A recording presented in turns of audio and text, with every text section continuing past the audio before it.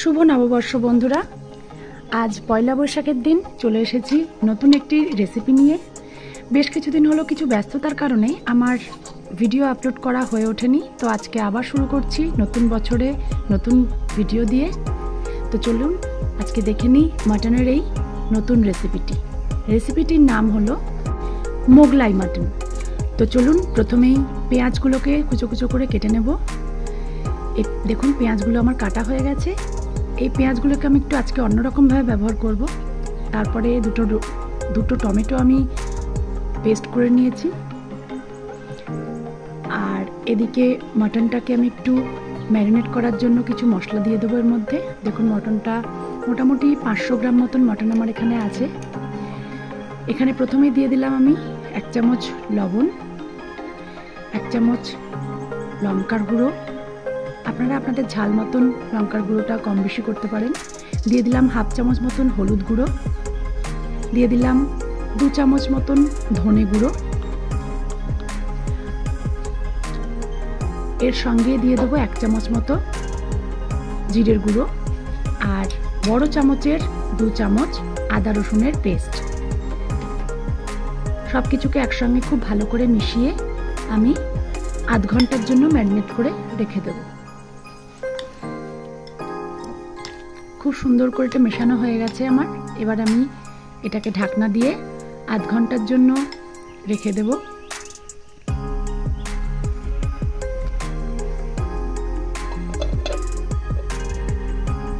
এদিকে আরও একটি মশলা তৈরি করে নেব। এটার জন্য নিয়েছি বেশ কিছু কাজু, 3টে মতন এলাচ, জায়ফল এবং জয়িত্রী। এগুলোকে একটু সামান্য জল দিয়ে পেস্ট করে নিলাম। এদিকে পেঁয়াজগুলোকে ভাজতে বসিয়ে দিয়েছি। পেঁয়াজগুলোকে আজকে আমি মাংসে যেমন করে দেয় সেভাবে ব্যবহার করব না, পেঁয়াজটাকে আমি বেরেস্তা বানাবো। তো বেরেস্তা বানানো হয়ে যাওয়ার পরে সেই পেঁয়াজটাকে আমি আবারও একটু ব্লেন্ড করে নেব। তো দেখুন বেরেস্তাটা আমার বানানো হয়ে গেছে। এবার এটাকে আমি ব্লেন্ড করে নিয়েছি। এদিকে একটা প্রেসার কুকার নিয়ে নিয়েছি। প্রেসার কুকারে বেশ কিছুটা সর্ষের তেল দিয়েছি। আপনারা চাইলে সাদা তেল ব্যবহার করতে পারেন। তা আমি এখানে সর্ষের তেল ব্যবহার করেছি। এর মধ্যে আমি পেঁয়াজ ভাজার তেলটাও মিশিয়েছি। এর মধ্যে এবার তেলটা গরম হয়ে গেলে আমি এর মধ্যে ম্যারিনেট করা মাটনগুলো দিয়ে দেব।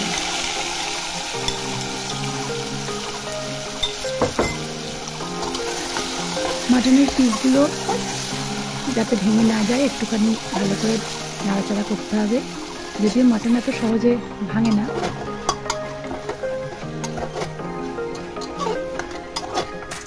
বেশ কিছুক্ষণ কষিয়ে নেওয়ার পরে আমি এবার এর মধ্যে আরও কিছু ইনগ্রিডিয়েন্টস ব্যবহার করব। যেমন আগে থেকে যে পেস্ট করে রেখেছিলাম টমেটোটা, সেই টমেটো বাটাটা এবার আমি এর মধ্যে দিয়ে দিলাম। দিয়ে সব কিছু আবার ভালো মতন মিশিয়ে নিয়ে আবারও বেশ কিছুক্ষণ কষিয়ে নিলাম। এটা আপনারা চাইলে কড়াইতেও করতে পারেন, কিন্তু এইভাবে করলে তাড়াতাড়ি হয় এবং সময় সাশ্রয় হয়, খেতেও টেস্ট হয়, খুব সুন্দর সিদ্ধ হয়। এবার আমি ওই কাজু আর বাকি মশলাগুলো দিয়ে যে পেস্টটা বানিয়ে রেখেছিলাম সেই পেস্টটা এর মধ্যে দিয়ে আবারও খুব ভালো করে মিশিয়ে নিলাম। এবার আমি বেরেস্তা বাটাটা দিয়ে দিলাম। বেরেস্তা বাটাটা দিয়ে দেখুন বেশ কিছুক্ষণ কষানোর পর মাংসের কালারটা একটুখানি অন্যরকম হয়ে এসছে। খুব সুন্দর করে কষানোর পরে এবার আমি এর মধ্যে ম্যারিনেট করা যে বাটিটা ছিল সেই বাটিটার মধ্যে 2 কাপ মতন জল দিয়ে প্রেসার কুকারের মধ্যে দিয়ে দিলাম। খুব ভালো করে মিশিয়ে নিলাম। এবার আমি প্রেসার কুকারের লিডটা লাগিয়ে নেব।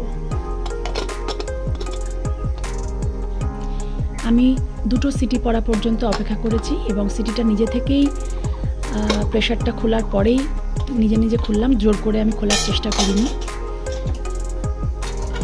দেখুন মাটনটা খুব সুন্দর সেদ্ধ হয়ে গেছে। এবার এর মধ্যে আমি কিছুটা গরম মশলা দিয়ে দিলাম। ব্যাস, আমার মোগলাই মাটন একেবারে রেডি সার্ভ করার জন্য। তো দেখুন কি সুন্দর লাগছে দেখতে। এবার গরম গরম ভাতের সঙ্গে পয়লা বৈশাখের মজা নেওয়ার জন্য রেডি। আর সঙ্গে যদি থাকে গরম ভাত, মাটনের একটা সুন্দর রেসিপি, আর কৃষ্ণনগরের বিখ্যাত সর ভাজা এবং সরপুরিয়া, তাহলে তো পয়লা বৈশাখের মজাটা একেবারে দ্বিগুণ। ভিডিওটা কেমন লাগলো জানাবেন। নমস্কার।